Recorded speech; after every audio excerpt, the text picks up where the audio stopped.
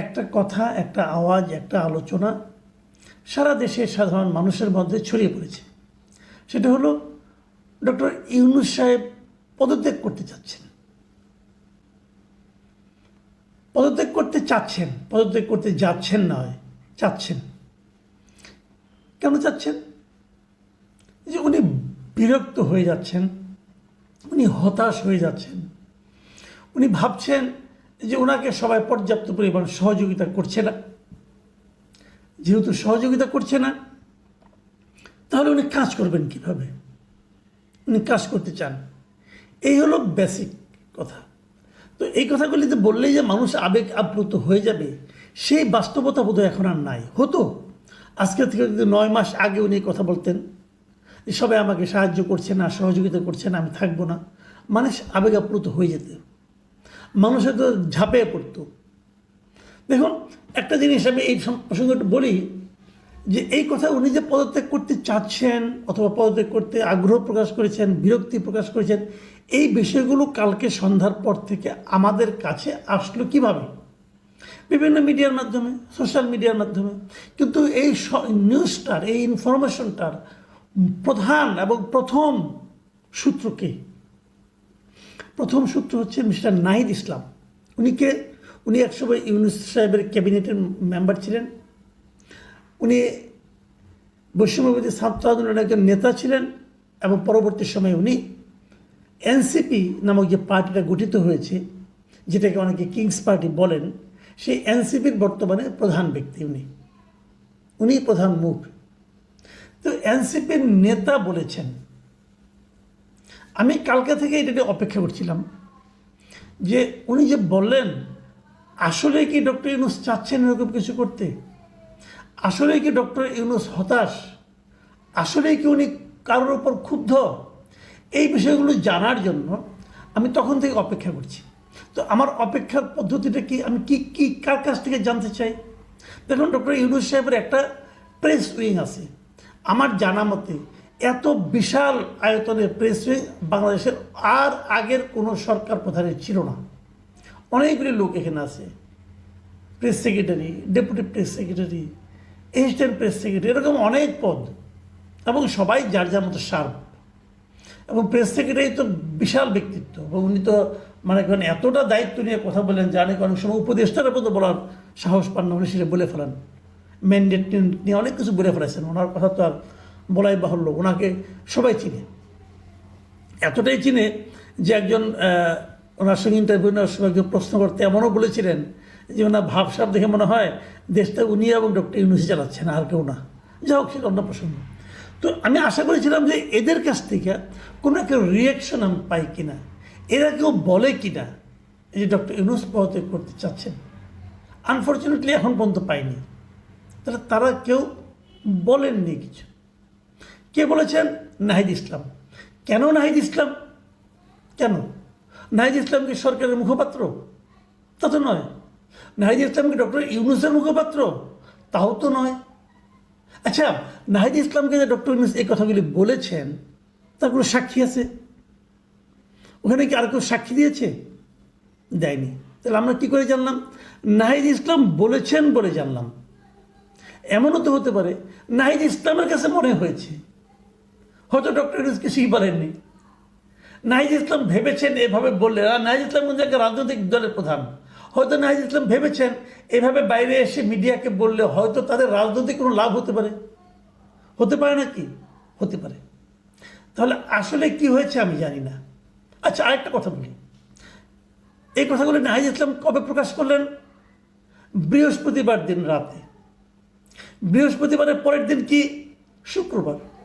আমাদের এখানে শুক্রবার দিন এই বাইতুল মোকাররম, গুলিস্তান এলাকা, বঙ্গবন্ধু এভিনিউ, এমনকি শাহবাগ পর্যন্ত লোকজন জড়ো করা খুব সহজ কাজ। ছুটির দিন থাকে, অনেকেই জুমা নামাজ পড়তে আসেন। তারা তো আধা ঘন্টার জন্য এখানে বাড়তি সময়, 1 ঘন্টার জন্য বাড়তি সময় দিতেও পারেন। এই জন্য দেখবেন কিছু কিছু পলিটিক্যাল পার্টি আছে, তারা সমস্ত আন্দোলনের ঘোষণা শুক্রবারকে কেন্দ্র করে দেয়। তাহলে অনেকে কি ভেবেছিল যে আমি বৃহস্পতিবার দিন বলবো, শুক্রবার দিন ছুটির দিন আছে, সারা দেশের লোক গাজীপুর, নারায়ণগঞ্জ, নরসিংদী অথবা মানিকগঞ্জ, মুন্সিগঞ্জ থেকে গাড়ি ভর্তি করে লোক সব চলে আসবে শাহবাগে, এসে তারা বলবে না ইউনূস তুমি যেও না, তুমি যেও না, এগুলো বলবে। এরকম ভেবেছিলেন কেউ?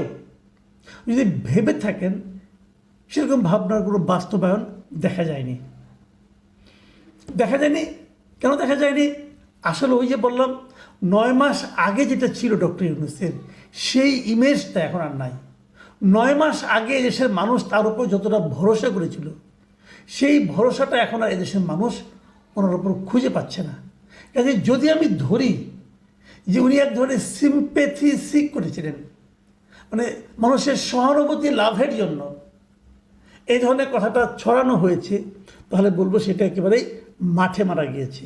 এবং মাঠে মারা যে যাবে, এই বাস্তবতাটা পর্যন্ত উপলব্ধি করার, বোঝার মতো সক্ষমতা ওনাদের নাই। তারপর উনি বলেছেন, এখন নাহিদ ইসলাম সাহেব এখান থেকে বের হয়ে এসে কী বললেন? উনি বললেন যে, আমি ওনার কথাটাই পড়ে শোনাই। উনি যেটা বলেছেন সেটা বলেছেন যে উনি নাকি সকালেই শুনেছেন যে ডক্টর ইউনূস পদত্যাগ করতে পারেন। এটা শুনেই এই বিষয়ে কথা বলার জন্য বিকেলে উনি ওনার সঙ্গে দেখা করতে গিয়েছিলেন সন্ধ্যায়। তারপরে উনি ওখান থেকে বেরিয়ে এসে বিবিসি বাংলাকে উনি যে কথা বলেছেন সেটা আমি হুবহু পড়ে শোনাই। উনি বলেছেন যে, স্যার বলেছেন আমি যদি কাজ না করতে পারি, যে জায়গা থেকে তোমরা আমাকে আনছিলা একটা গণ-অভ্যুত্থানের পর, দেশের পরিবর্তন, সংস্কার, কিন্তু যেই পরিস্থিতি, যেভাবে আন্দোলন বা আমাকে জিম্মি করা হচ্ছে, এটসেট্রা এটসেট্রা, মানে উনি আনহ্যাপি হয়ে যাচ্ছে, ওনাকে সবাই জিম্মি করছে, উনি কাজ করতে পারছেন না। আচ্ছা, একটা প্রশ্ন আমি বলতেই চাই, 10 মাসে উনি আসলে কী কাজ করেছেন? গত 9-10 মাসে উনি যে কাজটা করেছেন, কী কাজটা করেছেন? আমি যদি বলি মোটা দাগে, উনি দেশটাকে বিভক্ত করেছেন, দেশটাকে ভাগ করে দিয়েছেন। উনি কোথায় দেশটা শান্তির লক্ষ্যে দেশটাকে ঐক্যবদ্ধ করবেন তা করেননি, উনি দেশটাকে ভাগ করে দিয়েছেন। উনি মব ভায়োলেন্সকে এক ধরনের প্রাতিষ্ঠানিক বৈধতা দিয়েছেন। মব ভায়োলেন্স যে কী পর্যায়ে পড়ছে আপনি চিন্তাও করতে পারবেন না। আপনারা আমি ভুল বললাম, চিন্তা করতে পারবেন না কেন? আপনারা তো দেখছেন, পৃথিবীর অন্য কোনো দেশের লোক চিন্তা করতে পারবে না আমাদের এখানে মব ভায়োলেন্সের নামে কি হচ্ছেটা কি। যে কোনো একজন লোকের দিকে আঙুল তুলে বললেই হলো সে স্বৈরাচারের দালাল, বললেই হলো সে স্বৈরাচারের দোষর, তাকে ধরে পিটাও মারো, কেউ কিছু বলবে না। এই বাস্তবতা হয়েছে। কয়েকদিন আগে দেখলাম ধানমন্ডিতে এক ভদ্রলোকের বাড়ি ঘেরাও করেছে কয়েকজনে, ঘেরাও করে বলছে উনি স্বৈরাচারের দোষা, তাকে অ্যারেস্ট করতে হবে। পুলিশ বলছে ওনাকে তো আমি অ্যারেস্ট করবো, কোন মামলায় করব? মবের যে লিডার সে বলছে আগে অ্যারেস্ট করেন, তারপর আমি যে মামলা দেব।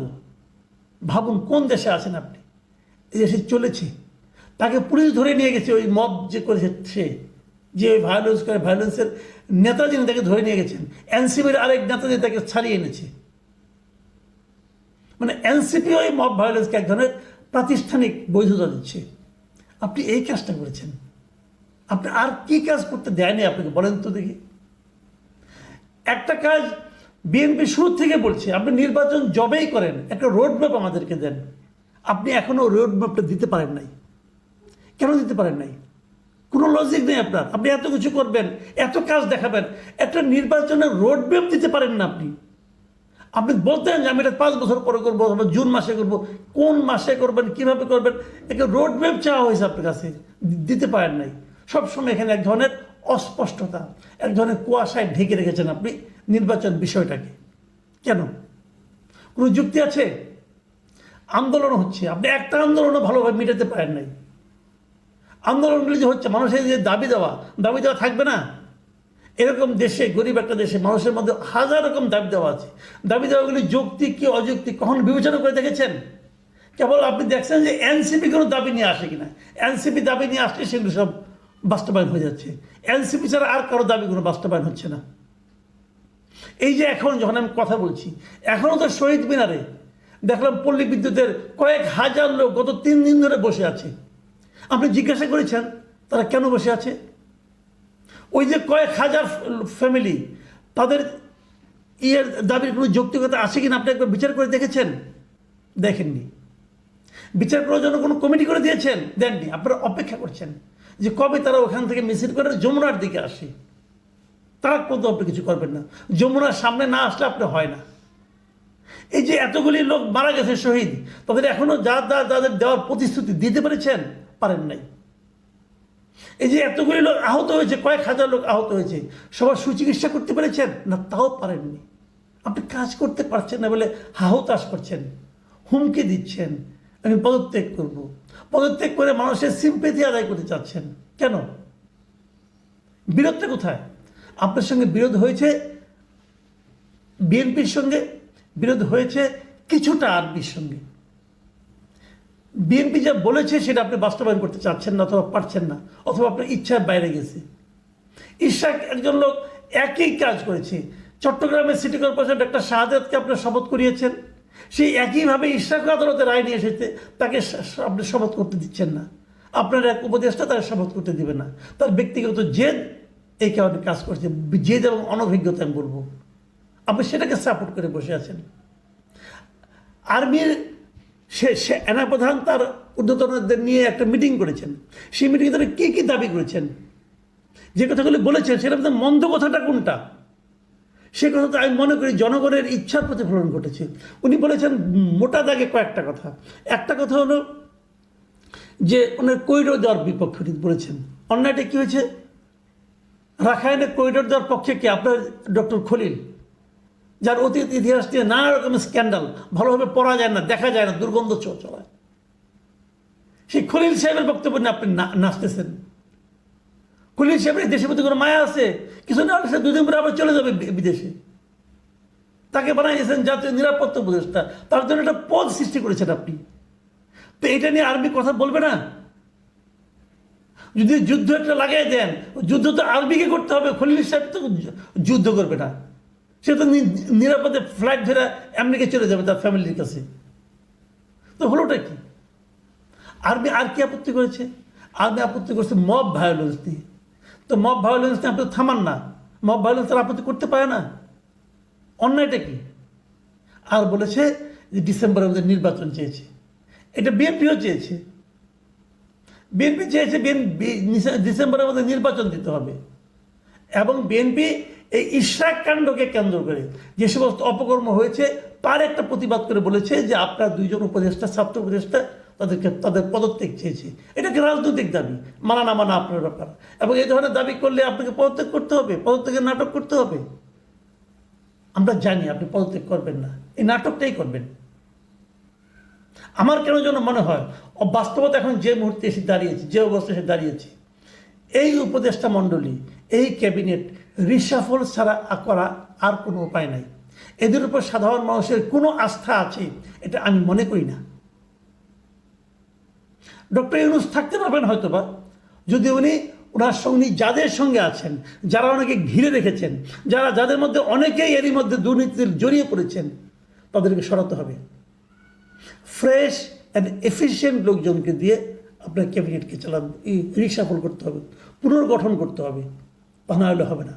এবং পুনর্গঠিত ক্যাবিনেটে অবশ্যই ছাত্র প্রতিনিধি এই সমস্ত বাচ্চা কাচ্চা থাকা চলবে না।